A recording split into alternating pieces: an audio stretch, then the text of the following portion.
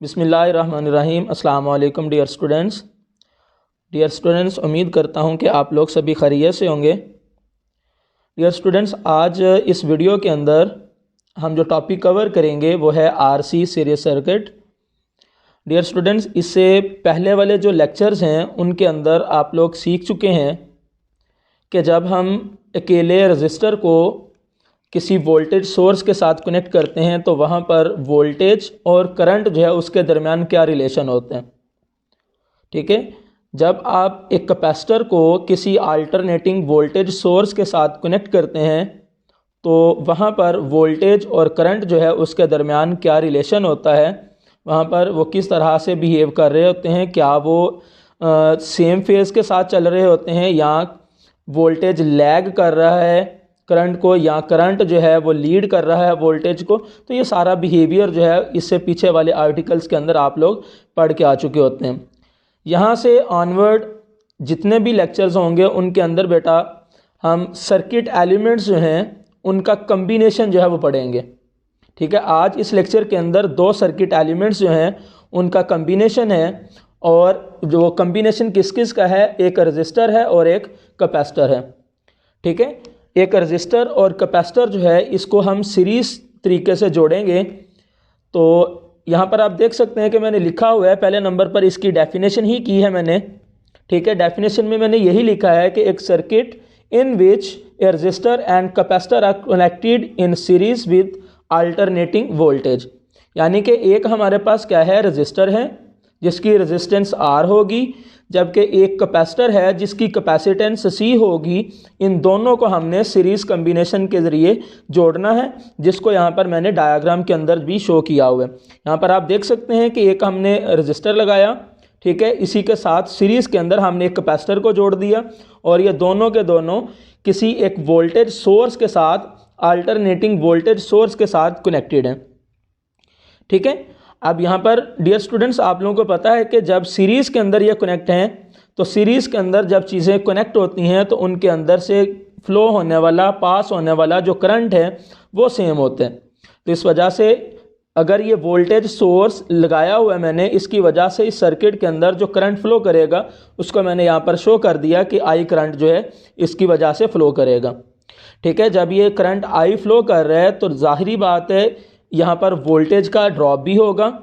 ठीक है, हर circuit element के अक्रॉस जो वोल्टेज ड्रॉप होगा तो वो वोल्टेज ड्रॉप जो है वो भी मैंने यहाँ पर लिख दिया हुआ है, क्योंकि सीरीज़ के अंदर कनेक्ट हैं। तो सीरीज़ के अंदर जब चीज़ें कनेक्ट होती हैं तो वहाँ पर करंट सेम होता है, जबकि वोल्टेज ड्रॉप जो है वो डिफरेंट होता है। तो इस वजह से वो रजिस्टर के अक्रॉस जो वोल्टेज ड्रॉप होगा, ठीक है, या ये रजिस्टर जो वोल्टेज यूज़ करेगा उसको मैंने कह दिया कि ये VR है। जब ये कैपेसिटर के पास पहुंचेगा तो कैपेसिटर भी कुछ वोल्टेज जो है उसको यूज़ करेगा, या हम कह सकते हैं कि कैपेसिटर के अक्रॉस भी कुछ वोल्टेज ड्रॉप होगा। तो वो जो वोल्टेज ड्रॉप होगा उसको मैंने यहाँ पर VC कह दिया।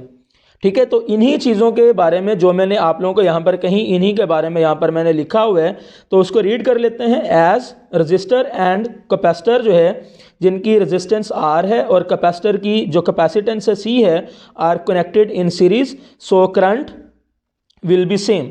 ठीक है, और उसके बाद potential drop across the resistor जो है वो भी मैंने लिखा हुआ है, वो क्या होगा, VR, जबकि पोटेंशियल ड्रॉप अक्रॉस कैपेसिटर जो है वो क्या होगा, VC। तो डियर स्टूडेंट्स, यहाँ पर क्योंकि करंट जो है वो सेम चल रहा है और वोल्टेज ड्रॉप जो है वो डिफरेंट है, तो पहले हम अलग अलग जो है इसको दोबारा से देखते हैं कि जो रजिस्टर है उसके अंदर वोल्टेज और करंट जो है वो किस तरह से बिहेव कर रहा है। ठीक है, कैपेसिटर और जो कैपेसिटर है उसके अंदर वोल्टेज और करंट जो है वो किस तरह से बिहेव कर रहा है। तो प्रीवियस चीज़ें जो पढ़ी हुई हैं उन्हीं को यहाँ पर मैंने दोबारा से लिखा हुआ है।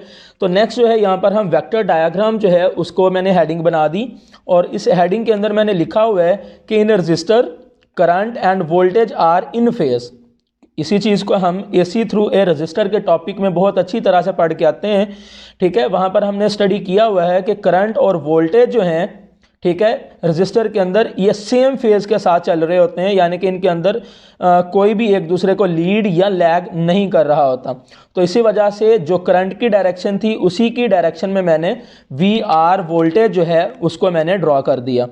ठीक है, तो उसके बाद कैपेसिटर के बारे में हम पढ़ के आते हैं इससे प्रीवियस आर्टिकल्स के अंदर कि जो कैपेसिटर होता है उसके अंदर करंट जो है वो लीड करता है, जबकि वोल्टेज जो है वो क्या कर जाता है, लैग करता है। और इन दोनों के दरमियान जो एंगल क्रिएट होता है, जो ये एक दूसरे के साथ एंगल बनाते हैं, वो कितने डिग्री का होता है, 90 डिग्री का होता है। तो उसी चीज़ को बेटा यहाँ पर मैंने लिखा हुआ है, in capacitor V C lags behind I by an angle of 90 degree, so it is drawn at 90 degree to current. अब चूंकि बेटा करंट की डायरेक्शन हम ले चुके थे, ठीक है, हॉरिजॉन्टल डायरेक्शन में मैंने लिया हुआ था, तो उसकी डायरेक्शन जो है वो मैंने बरकरार रखी है, ठीक है। अब उसकी डायरेक्शन मैंने सेम रखते हुए इसी के साथ वोल्टेज जो है उसका एंगल बनाना था, और एंगल यहाँ पर हमें बताया जा रहा है कि वो एंगल जो है वो कितना बनाना है, 90 डिग्री का। और 90 डिग्री का क्या ऊपर हमने ड्रा करना है या नीचे ड्रा करना है? तो बेटा यहाँ पर से हमें पता चलेगा कि वोल्टेज वी सी जो है वो लैग कर रहा है। तो अगर ये लैग कर रहा है तो करंट के लिहाज से इसको हम नीचे की तरफ ड्रा करेंगे। तो लिहाजा करंट के लिहाज से मैंने वोल्टेज जो है वी सी उसको नीचे की तरफ ड्रा कर दिया, और करंट और वोल्टेज के दरमियान जो एंगल था वो 90 डिग्री रखा है मैंने, ठीक है।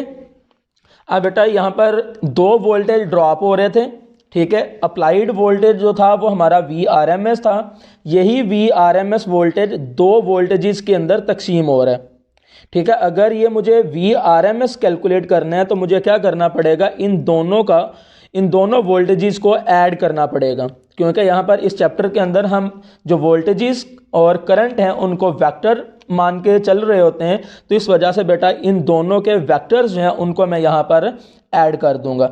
तो इसी चीज़ को बेटा मैंने यहाँ पर लिखा हुआ है, the applied voltage V R M S can be obtained by resultant of V R and V C. तो डियर स्टूडेंट्स यहाँ पर देखें, यही कुछ जो है जो यहाँ पर ऊपर लिखा है उसी को यहाँ पर मैंने रीड्रॉ किया हुआ है, ठीक है।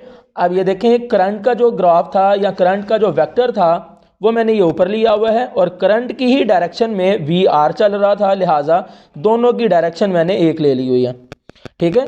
अब करंट के लिहाज से वी सी जो है वो लैग कर रहा था, तो करंट के लिहाज से मैंने 90 डिग्री के ऊपर वी सी जो है उसको ड्रा कर दिया, ठीक है। तो यहाँ से आप लोग ये भी देख सकते हैं कि वी आर और वी सी जो है इसके दरमियान जो एंगल बन रहा है वो कितना बन रहा है, वो भी 90 डिग्री का बन रहा है, ठीक है। लेकिन हमें इनसे गर्ज नहीं है, हमें इनकी वजह से जो इफेक्टिव वोल्टेज होगा सर्किट के अंदर उससे गर्ज है। तो इसलिए यहाँ पर मैंने क्या किया, अब इन दोनों को क्या करना था, ऐड करना था मैंने।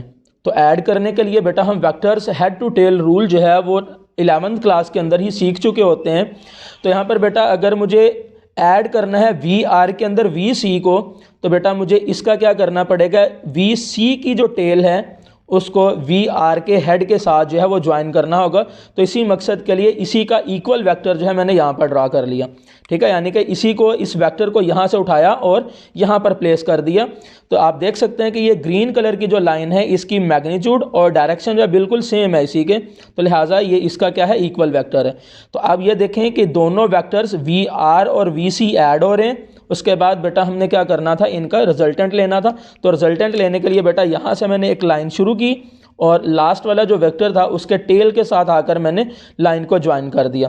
तो ये बेटा ये जो ब्लू कलर की लाइन आपको नज़र आ रही है, ये इन दोनों वोल्टेजेस का क्या होगा, सम होगा। तो इन दोनों का वोल्टेजेस का सम जो होगा उसको मैंने वी आर एम एस जो है यहाँ पर कह दिया, ठीक है।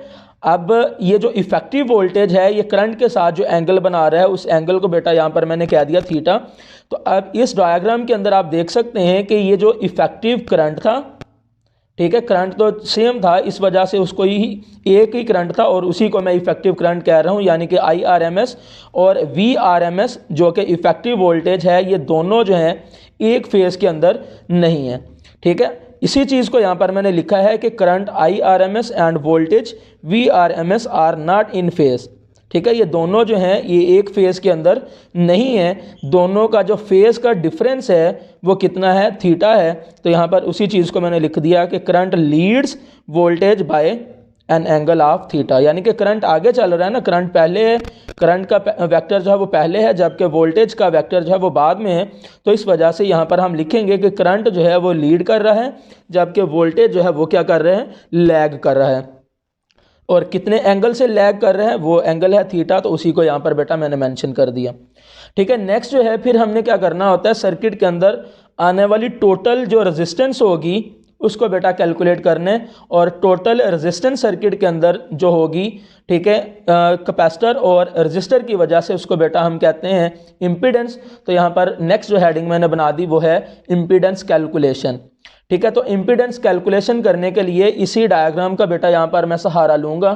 ठीक है, तो इसी डायग्राम के अंदर अगर मैं पाइथागोरस थ्योरम जो है वो अप्लाई करूं, तो पाइथागोरस थ्योरम मुझे बताता है कि हाइपोटेन्यूज का स्क्वायर बराबर होगा बेस के स्क्वायर के प्लस परपेंडिकुलर का स्क्वायर के। अगर बेटा इसी डायग्राम के अंदर मैं देखूं तो यहाँ पर जो हाइपोटेन्यूज बन रहा है वो है VRMS। ठीक है, तो यहाँ पर जो हाइपोटेन्यूज की जगह पर मैं यहाँ पर लिख दूंगा VRMS। ऊपर स्क्वायर है तो इस वजह से यहाँ पर मैंने स्क्वायर लगा दिया। ठीक है, बेस है तो बेस हमारे यहाँ पर क्या बन रही है, VR बन रही है। ठीक है, तो यहाँ पर मैं क्या लिख दूंगा, VR का स्क्वायर। ठीक है, उसके बाद परपेंडिकुलर क्या बन रहा है, एंगल के सामने वाली जो साइड होती है वो परपेंडिकुलर होती है, तो इस वजह से यहाँ पर मैं लिख दूंगा कि VC जो है ये इस ट्रायंगल के अंदर परपेंडिकुलर बन रहा है। तो चलिए इसको नेक्स्ट सॉल्व कर लेते हैं। ठीक है, तो हमें यहाँ पर सिर्फ VRMS चाहिए, तो इस वजह से इसका स्क्वायर बेटा रिमूव करने के लिए हमें दोनों तरफ स्क्वायर रूट लेना पड़ेगा। तो स्क्वायर रूट यहाँ पर जब अप्लाई करेंगे तो हमारे पास जो वैल्यू है वो आ जाएगी VR का स्क्वायर प्लस VC का स्क्वायर। इसी फॉर्मूले को यूज़ करते हुए हम टोटल जो वोल्टेज है, जो इफेक्टिव वोल्टेज है सर्किट के अंदर चल रहा, वो भी फाइंड आउट कर सकते हैं। अगर हमें VR और VC की वैल्यू दे दी जाए तो हम वहाँ से इसको कैलकुलेट कर सकेंगे। ठीक है, अब इसको इम्पीडेंस कैलकुलेट करनी है, तो इम्पीडेंस कैलकुलेट करने के लिए यहाँ पर इनके जो फॉर्मूलाज हैं इनको थोड़ा सा चेंज करना पड़ेगा। ठीक है, हमें पता है कि जो VR है वो किसके बराबर है, IRMS। ठीक है, और यहाँ पर क्या है, रेजिस्टेंस है, तो यहाँ पर रेजिस्टेंस ऊपर स्क्वायर होने की वजह से I का स्क्वायर भी आएगा और इस रेजिस्टेंस का भी स्क्वायर आएगा, प्लस आगे VC है, तो VC बेटा किसके इक्वल होगा, IRMS इंटू XC। ऊपर इसका भी स्क्वायर है तो यहाँ पर दोनों वैल्यूज़ का स्क्वायर आ जाएगा, और यहाँ पर हम क्या करेंगे, इन दोनों का स्क्वायर रूट जो है वो अप्लाई कर देंगे। आप देख सकते हैं कि दोनों टर्म्स के अंदर I जो है वो मौजूद है, तो यहाँ से I जो है उसको कॉमन करेंगे। जब I को कॉमन करेंगे तो स्क्वायर भी कॉमन आ जाएगा, और स्क्वायर रूट जब कैंसिल हो जाएंगे तो यहाँ पर हमारे पास सिर्फ IRMS बचेगा जो स्क्वायर रूट के बाहर अब आ जाएगा। ठीक है, तो यहाँ पर अंदर जो वैल्यू बचेगी वो हमारे पास बचेगी R का स्क्वायर प्लस XC का स्क्वायर। तो यहाँ पर बेटा हमारे पास क्या चल रहा है, VRMS जो है वो चल रहा है। IRMS जो है इसको इस तरफ ले आएंगे तो ये हमारे पास बेटा क्या आ जाएगा, VRMS ओवर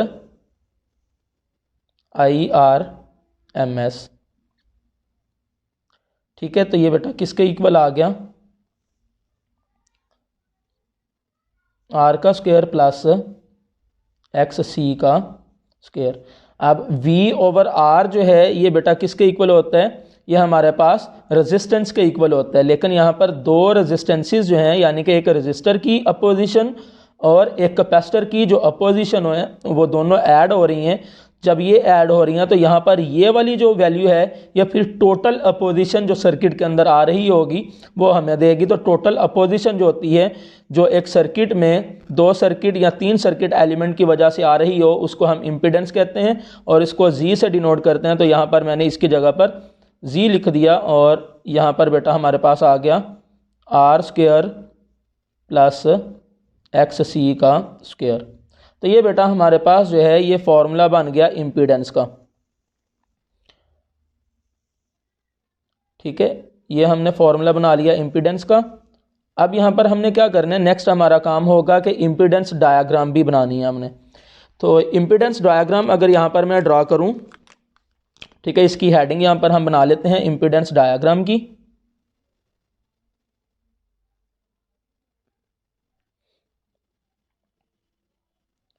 इम्पीडेंस डायग्राम।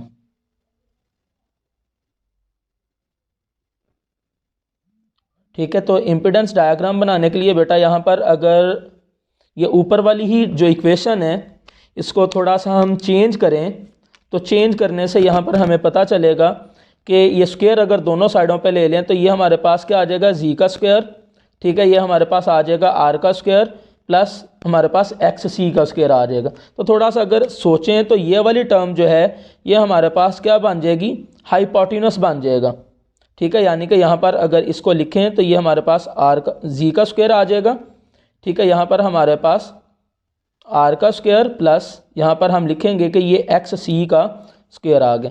तो यानी कि यही जो है इसको हम यहाँ पर थोड़ी इमेजिन करें तो ये हमारे पास क्या आ रहे हैं, हाइपोटेन्यूस बन सकते हैं, ठीक है। ये हमारे पास बेस बन सकती है, ठीक है। आर जो है ये बेस का काम हमें करके दे सकती है, जबकि एक्स सी जो है ये हमारे पास आ सकती है जी परपेंडिकुलर, ठीक है। तो यहाँ पर मैंने परपेंडिकुलर का स्क्वायर लिख लिया, ठीक है। तो अब इन्हीं चीज़ों की मदद से यहाँ पर हम इम्पीडेंस डायग्राम जो है वो बहुत इजी से बना सकते हैं। तो इम्पीडेंस डायग्राम बनाने के लिए मुझे बेस कौन सी चूज़ करना पड़ेगी, आर को बेस चूज़ करना पड़ेगा।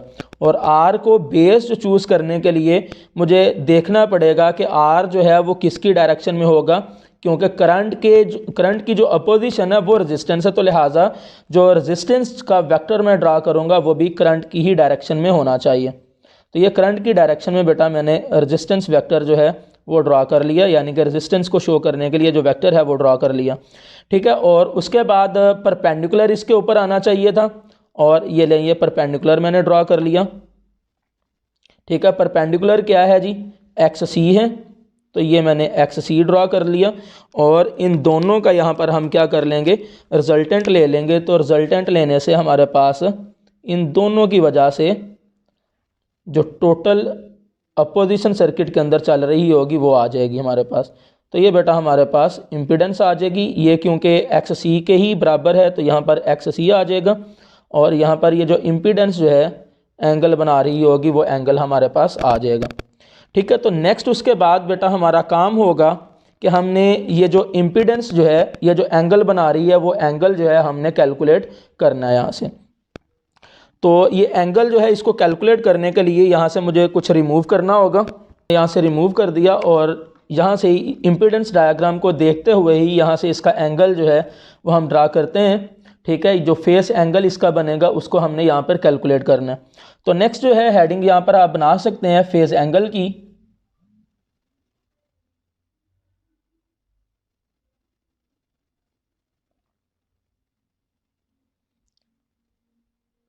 ठीक है। तो यहाँ से बेटा फेस एंगल हमने कैलकुलेट करना है। एंगल को कैलकुलेट करने का तरीका जो है वो हम 11th के अंदर सीख के आ चुके हैं वेक्टर्स वाले टॉपिक के अंदर, ठीक है। वेक्टर वाला जो चैप्टर था वहाँ पर हमने उसको सीखा था, तो उसी कॉन्सेप्ट को यहाँ पर हम डायरेक्ट ही यूज़ कर लेंगे।